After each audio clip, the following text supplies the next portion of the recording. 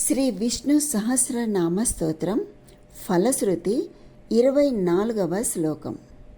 శ్రీ భగవానువాచ యో మాం నామ సహస్రేణ స్తోతుమిచ్చతి పాండవ సోహమేకేన శ్లోకేన స్తుత ఏవ న సంశయః స్తుత ఏవ న సంశయ ఓం నమ ఇతి.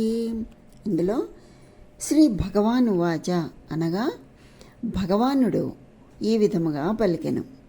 పాండవ, ఓ అర్జున, యహ అంటే ఎవడు, మాం నన్ను, నామ సహస్రేణ అనగా విష్ణు సహస్రనామముచే, స్తోతుం ఇచ్చతి అనగా ప్రార్థన చేయగోరుచున్నాడు, సోహం ఆ నేను అంటే విష్ణు సహస్రనామముచే ప్రతిపాదింపబడిన నేను, ఏకేన శ్లోకేన అనగా ఒకే శ్లోకముచే, న సంశయ అనగా నిస్సంశయముగా, స్తుత ఏవ అనగా స్తోత్రము చేయబడిన వాడను అని చెప్పి తెలియచేస్తూ ఉన్నారు.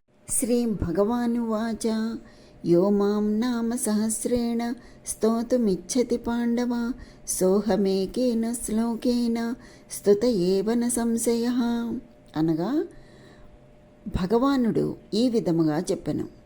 ఓ పాండవ, ఎవరు నన్ను మనసారా సహస్రనామములతో స్తుతించాలి అని ఇచ్చగిస్తాడో అటువంటి వాడు ఒక్క శ్లోకం పఠించినా నేను స్తుతించబడినట్లే, అందులో ఏమాత్రం సందేహం లేదు.